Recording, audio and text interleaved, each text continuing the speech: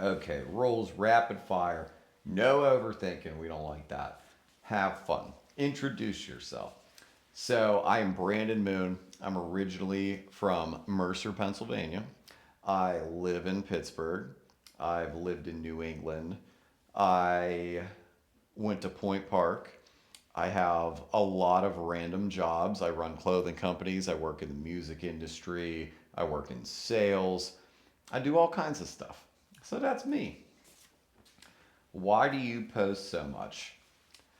I post so much so TikTok will make me Yinzer famous. No, I try to be consistent. One of my buddies got on my ass last year and told me I need to start posting on TikTok because I have a personality for it. And I was like, okay, I'll make you a deal. I'll post every day for a month, 3 times a day, and we'll see what goes on. We'll see what happens, see if it works. If it doesn't, fuck you, I'm out.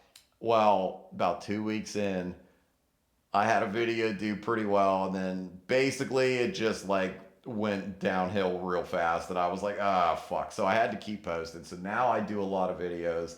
I post normally like 3 to 5 videos a day just to keep the engagement moving, try to keep it intriguing for people. Try to just be a funny fella, you know what I mean? That's pretty much what I'm doing. So I'm doing it for all yens. Okay, from your audience's POV, what's the least on brand thing about you?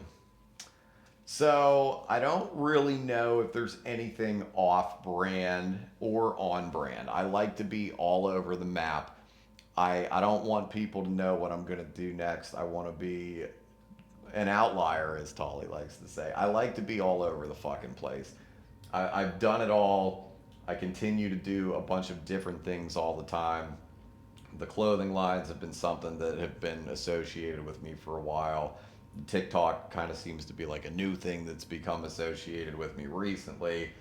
But I don't want to have a brand in general or a brand per se. I want to be an anomaly. I want to be all over the map. I want people to not know what I'm going to do next.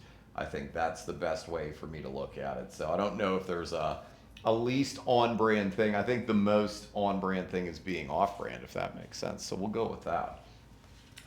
What's my favorite thing to post about? So my favorite thing to post about is Pittsburgh in general, I would say. Um, a lot of my Steelers recaps, Steelers pregame videos seem to do pretty well. In general, Pittsburgh though, like I love this fucking city. It's built me up. It's beat the shit out of me multiple times over and over and over again. It's a wonderful place to be, and I love it. I'm obsessed with it. I've always had an obsession with it since I was little. I grew up an hour away from Pittsburgh, so like coming to Pittsburgh was an event. Like we used to only come to Pittsburgh like once or twice a year for like Disney on Ice or like a Pens game or whatever.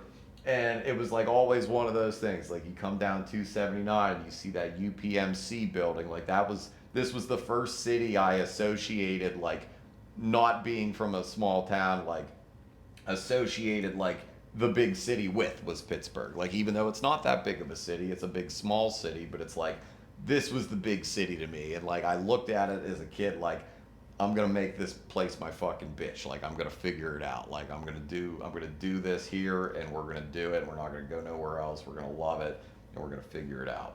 So definitely my favorite thing to post about is Pittsburgh. So I will say that. What are you still holding back? I would say I hold back grace from myself often. I want to get to a point where I don't do that as much. I think I'm getting better with it, but I've always been hard on myself. I've always made things difficult for myself. Instead of working towards becoming better, I've sat with my thoughts and sat with the person that I was that I hated. Like, I'm trying to be better at giving myself grace. So, if anything's holding me back, it's maybe like forgiveness or grace for myself. I think that's something that I definitely still need to work on. So, do you show up online for validation or freedom? I sure as fuck do not show up for validation. I've been the person that showed up for validation. I used to do that. I no longer do that. I am on TikTok acting like a complete jagoff. Like I'm not looking for positives or negatives. It's like whatever you think you could run with it, you can have a field day with. But I'm doing it because I'm having fun.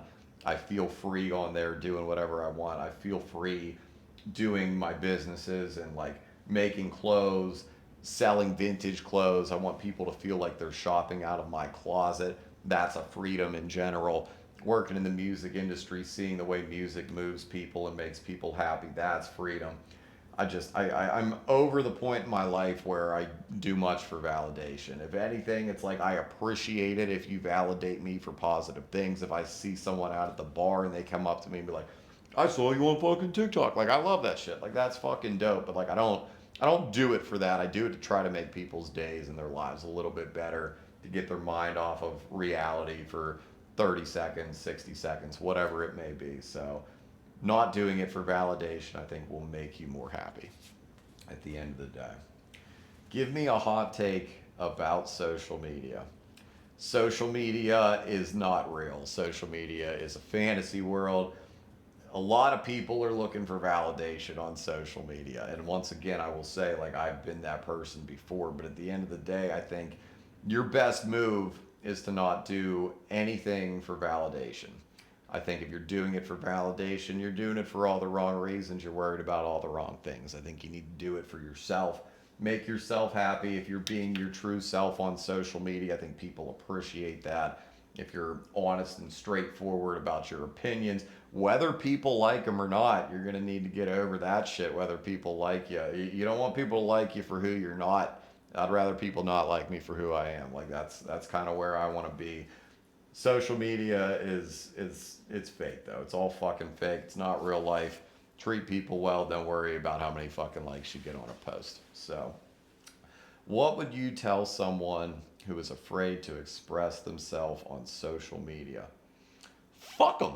Fuck everybody. It doesn't matter, bro. Like, you need to be cringy. You need to be a fucking weirdo. You need to not care what people think about you. I know it's easier said than done when you're constantly, getting validated or getting the opposite of that, or people are fucking, giving you shit for being yourself on social media. I get it. Like, there's always going to be people talking about you. Opinions are like assholes. Everybody and their cousins got one, so it just is what it is. You can't overthink it. You can't let it ruin your day. Whatever you do, don't let fucking social media or expressing yourself make you feel any type of way. Be yourself. Don't overthink it. Don't don't stress the petty things. Don't pet the sweaty things. You know what I mean? Any final thoughts? I think, yeah, I'd say be more cringe. I'd say the more cringe you are, the better off you're going to be. People will appreciate you being honest. People will appreciate you being yourself. People might be more likely to be themselves if they see you being yourself. So I think that's a wonderful thing. Being able to be a fucking weirdo, being cringy, being not everybody's cup of tea. You need to be black coffee with some fucking 105 proof rye in it is what you need to do some days. So I think throw people curveballs, step out of the box a little bit. Don't be anybody but yourself. Quit trying to fucking impress people. 90% of these people won't come to your fucking funeral when you die anyways. Be yourself, enjoy your life, and be happy. I think that's the best I've got. And that's it.